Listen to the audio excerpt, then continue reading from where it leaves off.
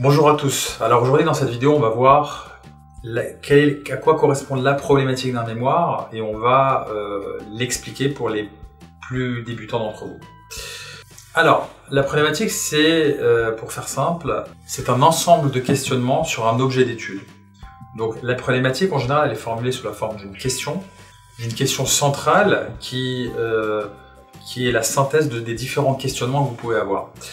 La problématique est très précise et elle va poser le fil conducteur auquel on va répondre dans le cadre du mémoire.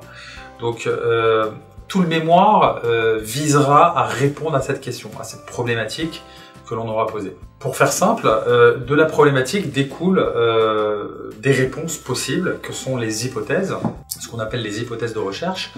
Et tout l'objet du mémoire, notamment à travers la partie empirique, va être de confirmer ou d'infirmer ces hypothèses, donc d'obtenir des réponses à cette problématique. Les hypothèses de départ peuvent être posées de manière assez spontanée, assez intuitive, et le chercheur, le rédacteur de mémoire, enfin surtout le chercheur puisque c'est à travers la partie empirique que vous allez confirmer ou infirmer vos hypothèses de départ, va obtenir ces réponses à travers le terrain, à travers ses observations sur le terrain. Si je prends un exemple, les fusions-acquisitions sont-elles créatrices de valeur pour l'actionnaire, pour une problématique de finance?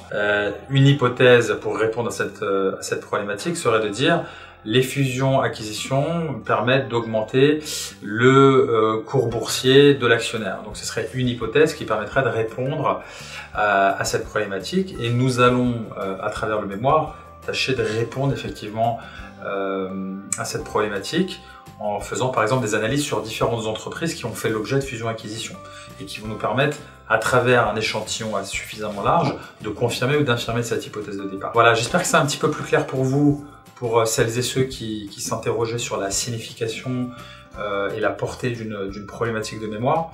Il faut savoir que la problématique de mémoire, c'est vraiment la partie, la pierre angulaire du mémoire est vraiment la partie la plus importante par laquelle vous commencez. Donc je vous invite vraiment à prendre le temps qu'il faut pour bien vous interroger. On a fait plusieurs vidéos sur notre chaîne YouTube pour vous aider à choisir la bonne problématique, celle qui vous inspire le plus et qui est le plus adaptée à votre profil, à vos centres d'intérêt, etc. Donc je vous invite un petit peu à regarder les vidéos qu'on a traitées sur le sujet. Mais voilà, je vous invite vraiment à redoubler d'attention sur le choix de votre problématique puisqu'il est absolument fondamental et il va définir tout le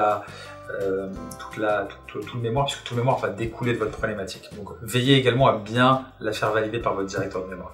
Voilà, je vous souhaite bon courage pour la rédaction de votre mémoire.